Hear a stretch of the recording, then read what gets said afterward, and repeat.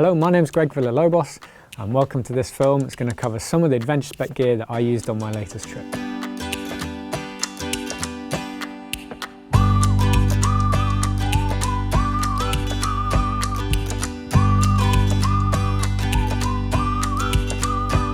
Okay, so hopefully you've seen the film that I made, which was about a Trans-Euro Trail trip up in the north of England. If you haven't seen it, go watch it. It's a lot of fun, I promise, and then come back. A group of 5 of us were out for 5 days around the north of England, taking in some of the Trans-Euro Trail and some other trails. We were meant to be in Spain, but unfortunately it didn't happen. Still had a great time. And I've made a series of films that cover some of the equipment that I used on that trip. This film's going to be about the Adventure Spec clothing, so stick around if you want to learn about that. If you want to find out about the AJP PR7, there's another film that covers that. Just follow the links, as well as the luggage setup, which was Krieger and Giant Loop. So there's another film about that.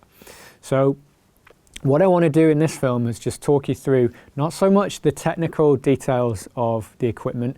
I'm not the tech expert at Adventure Spec, Dave Lomax is. He's got a lot of information on our website that covers that. There's a materials section on the website that covers all the technical aspects of this clothing, why materials were chosen and how they perform, etc. I'm not going to give you that because that's not my area of expertise. There's also a series of FAQ films that Dave's put together on our YouTube channel, so go have a look there if you want the more kind of in-depth technical side of things. What I want to do is just talk through some of the features that you might expect to encounter whilst you're using these in the field and how they fit. I am size small. I'm 5'7", I'm 10.5 stone, 65 kilograms.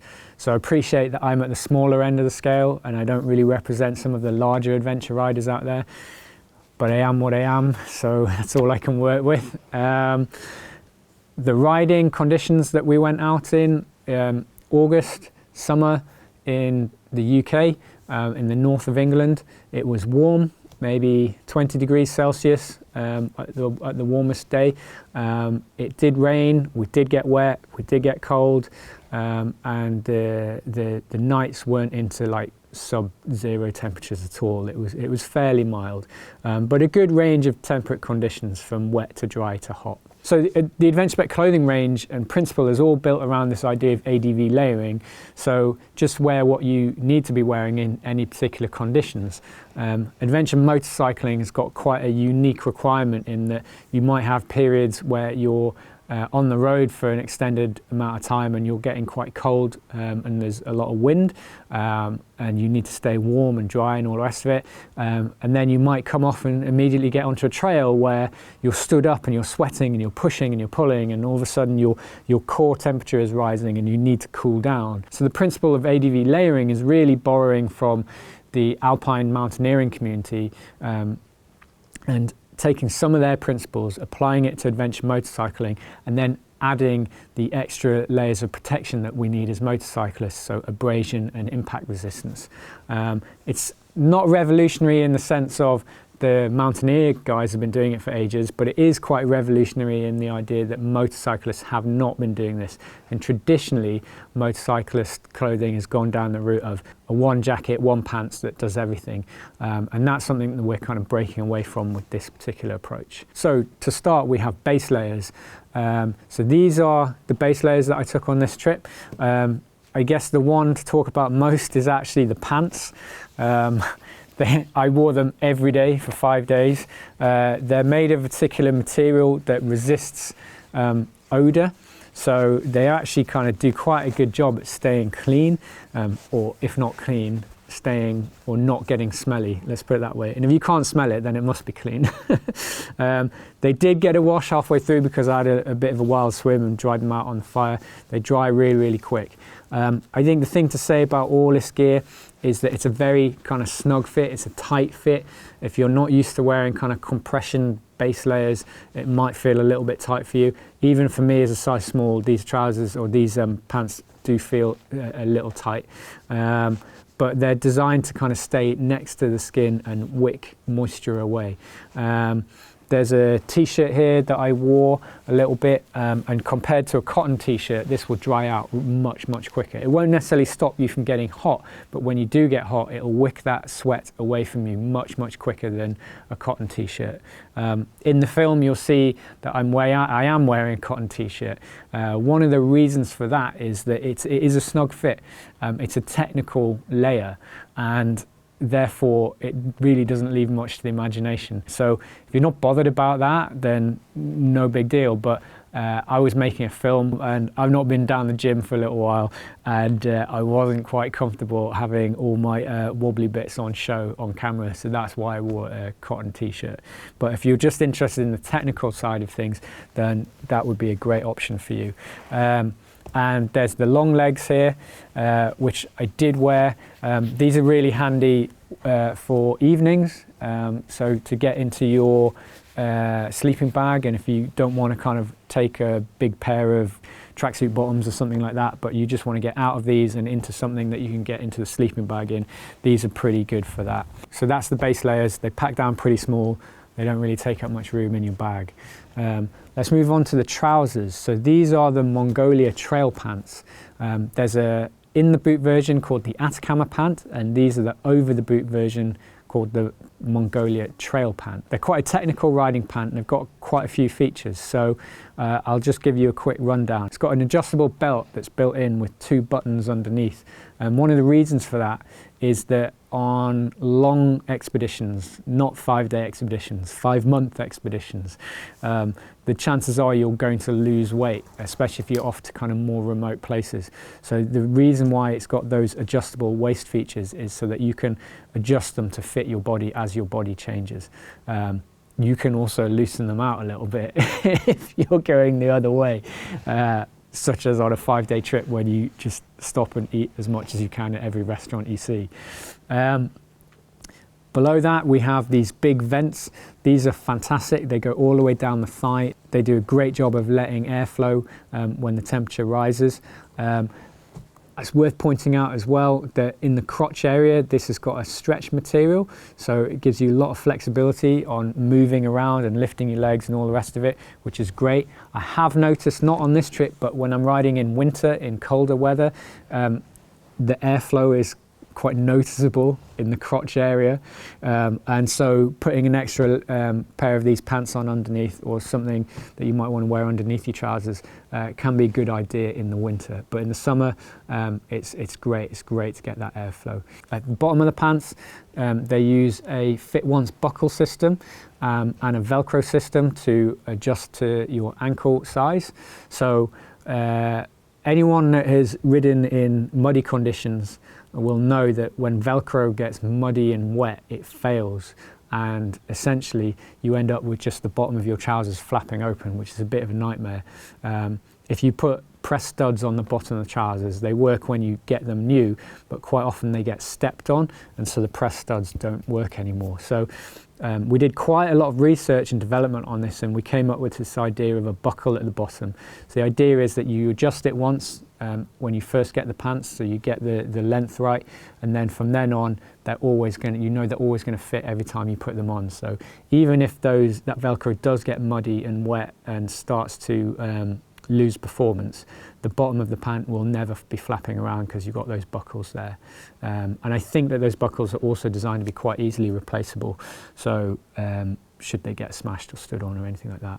But these have performed really well for me. I've had these since they came out, so a good couple of years, maybe a bit longer now. The other point worth mentioning on them is that they don't have leather. They have a heat-proof material that's very kind of supple. And one of the main points about not using leather on these pants is that when you wash leather, it degrades. Again, Dave's got more information on that on the website and on his FAQ films. It's something to do with the enzymes in washing powder, but if you wash pants with leather in, they have a limited lifespan, whereas these will have a much longer lifespan because there is no leather to degrade, and those panels are heat resistant, so they offer the same level of protection as leather. Okay, the final thing to say about these is that these are what are now becoming the older pant. The new pant that's coming out later this month is the CE version, and that is rated to AA motorcycle protection. So that is officially an item of PPE protection for motorcycling. The main difference being that on the new version, that they will come with armor included, so knee and hip armor will be included in those pants. These pants, as they are, have pockets for them, but they don't come with the armor. The new ones will. You can choose to take that armor out if you like. The knee box on these, in terms of the way they fit, so they've got quite a generous knee box area, and that's designed so if you're wearing bulky knee braces, they will fit comfortably over those, which is great if you are wearing them. If you don't wear them, and I don't wear them, I have a knee protection that's more like a sock, like a padded sock that comes over my knee. They can feel like quite a baggy fit, so that's just something to be aware of. In these older versions, we did get some feedback that the thigh area was a little tight, so that's been relaxed a little bit for the new version, so that should be a bit of a better fit. But overall, great pant. They're not waterproof. They will take quite a bit of water, you know, they'll definitely take a splash through puddles, and they'll take a bit of a rain shower, but they are not waterproof. So on the last day on this trip, it was absolutely hammering down with rain all day, all night. And so I put on a pair of waterproof pants over the top of these. There are some Adventure Spec waterproof pants on the way, not just one, a couple of different models, which I can't really talk about yet because they're not quite ready, they're still in production. So for this trip, I used a pair of Climb waterproof overpants. Okay, so moving up the body, we go on to the mid layers. The point of a mid layer is less about protection and more about comfort and regulating your temperature. So I am wearing right now the Baltic Hybrid. It's my most used item of Adventure Spec clothing, so in terms of value for money, this is what I get most value out of. That is because I wear it on my trips, I wear it while I'm riding, I wear it at the campsite, but I also just wear it around the house. I'll wear it to take the kids to the park, whatever. It's a very, very versatile item of clothing. So it's designed to be quite a tight fit around the arms and body, but the material is stretchy. And it's stretchy, and it'll always go back to its original shape. And it's stretchy because it's designed, if you want to wear body armor underneath this and put this over the top, it will stretch over the padding in that body armor. So it's quite versatile like that. It's not completely insulated. The insulation is in the chest area and in your kidneys around the back, and that's the areas where your body's most likely to need a bit of extra warmth. On this trip, I would wear this at night, so I would wear it in my sleeping bag as a comfortable layer. And then in the morning, I would keep it on and it would stay on me while I make breakfast and put my tent away and all the rest of it. And then I'd probably leave it on as I start riding in the morning until the temperature rises. And then once I get warm enough, I'll take that off and put it in my bag. But it's on me, I'd say, on most of my trips that I've been on in recent years, I'd say it's on me 60 to 75% of the time. So it gets used a lot. So the next mid layer that we've got is the Baltic Insulated, which is here. So as you can see, it packs down into its internal pocket. It is bigger and bulkier than the hybrid that I'm wearing, but it does offer a lot more warmth. I use this a lot as a pillow, so I don't take a pillow with me. What I do is I will just use this to rest my head on in my sleeping bag, or I take it out and put it into a stuff sack if I want to kind of loosen it up a little bit. So I'll take it out and I'll show you what it's like.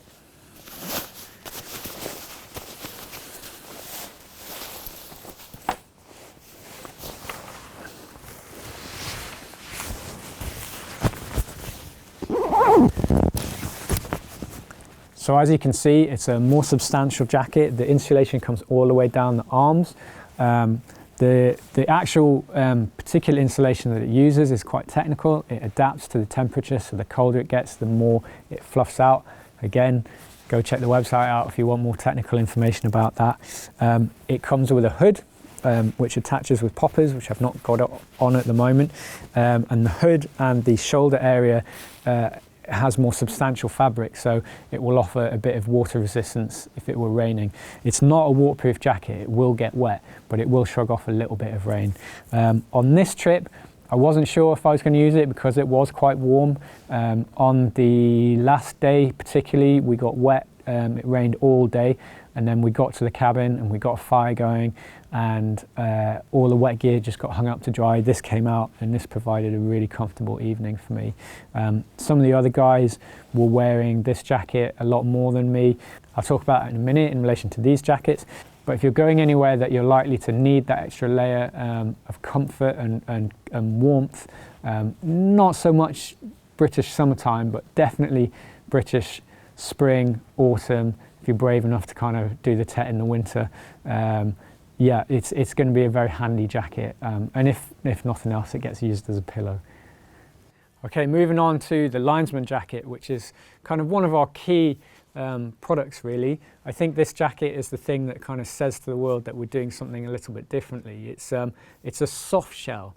It's a very, very comfortable, lightweight soft shell jacket, which is used as an outer layer. And what makes this unique is that it has these panels in the shoulder, elbows, lower arm and hips that are stitched with Kevlar, so that provides an incredible abrasion resistance. I absolutely love my Linesman. I love the fact that I don't look like a spaceman in it. I don't look like an enduro rider out in the middle of the countryside, which just looks really weird. I think it's very, very fitting for something like the Trans-Euro Trail. And we called it the Linesman Jacket after the Trans-Euro Trail linesman. It's that aligned with what that project is all about. On this trip, I wore that as my main riding jacket. When it got hot, I undid the zips on the back of the jacket, and that provides a lot of ventilation. It doesn't interfere with a rucksack. It's kind of on either side of the rucksack. For me, I prefer to put armor inside my Linesman jacket. Some people wear armored base layers underneath. For this kind of trip, I wear my armor in the jacket, and the main reason for that is I know that we're going to be stopping at cafes and restaurants, and I want to be able to take my jacket off and ditch all that stuff and just wear a t-shirt and be more relaxed in those environments. And if I have a compression base layer, I have to essentially take everything off and virtually get naked before I put a t-shirt on again, or walk around with a base layer on, with an armored base layer on. So that's why I choose to keep that stuff in the jacket. If I was doing some more technical riding, I would probably wear an armored base layer, but for this kind of relaxed Trans-Euro Trail style riding, I keep the armor in the jacket.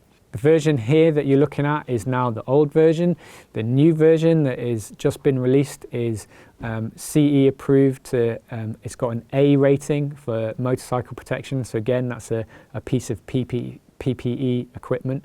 The main difference between this old version and the new version is the new version comes with armor included. You can take it out if you like. And it has thumb holes down at the bottom of the arms, and that allows you to put your thumb in, which will stop the arm from riding up.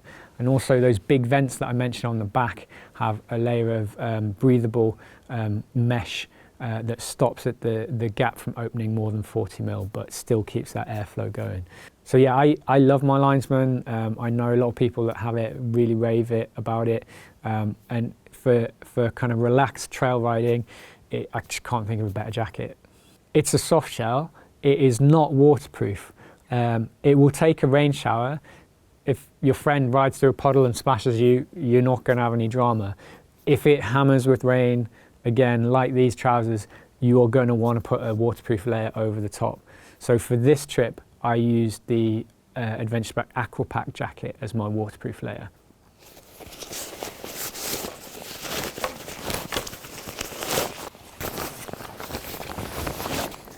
Okay, so this is the Aqua Pac Jacket. It is a very lightweight, breathable, waterproof over jacket.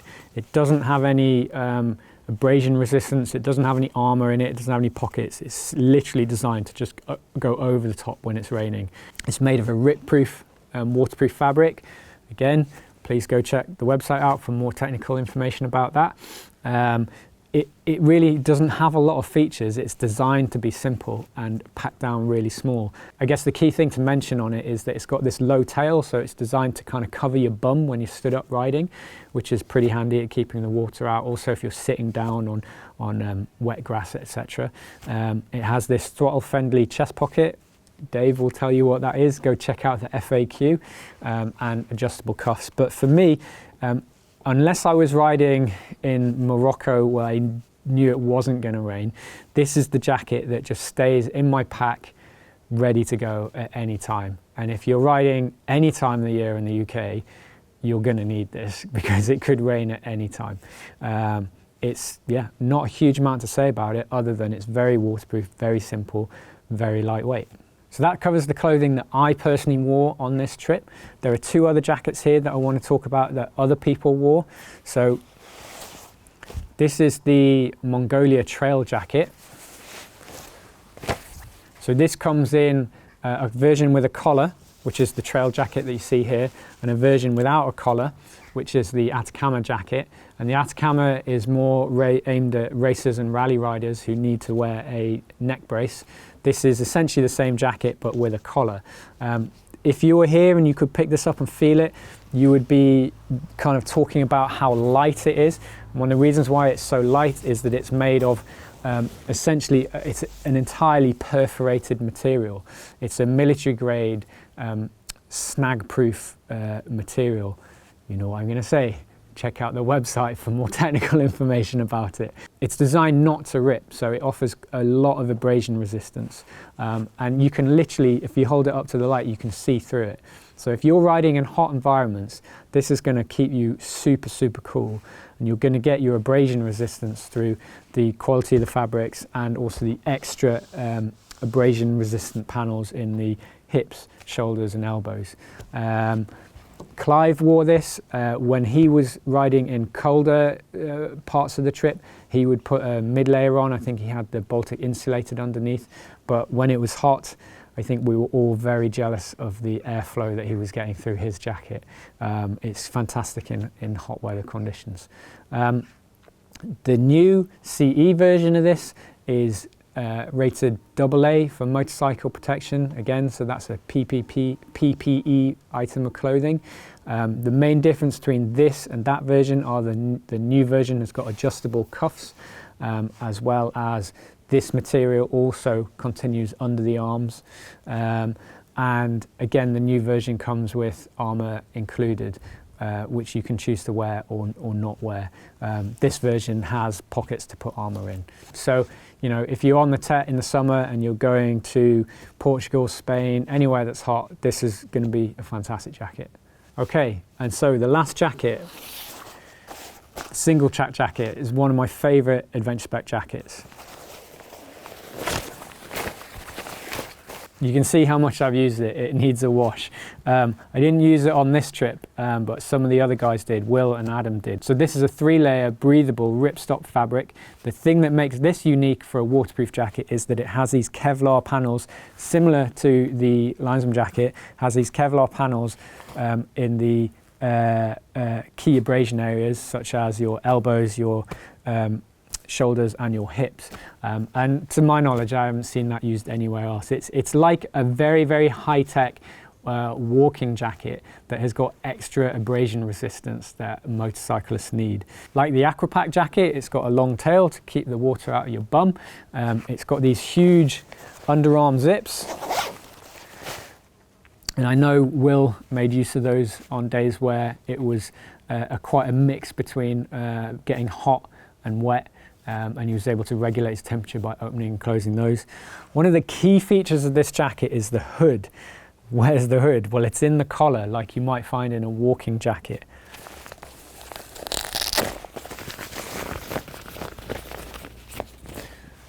So this is the hood that folds out, and unlike a walking jacket, it's got a very shallow peak. And the reason for that is that if it's really hammering with rain, you can put this on and put the hood on and put your helmet over the top, and that will essentially guarantee that you're not going to get any water coming down your neck.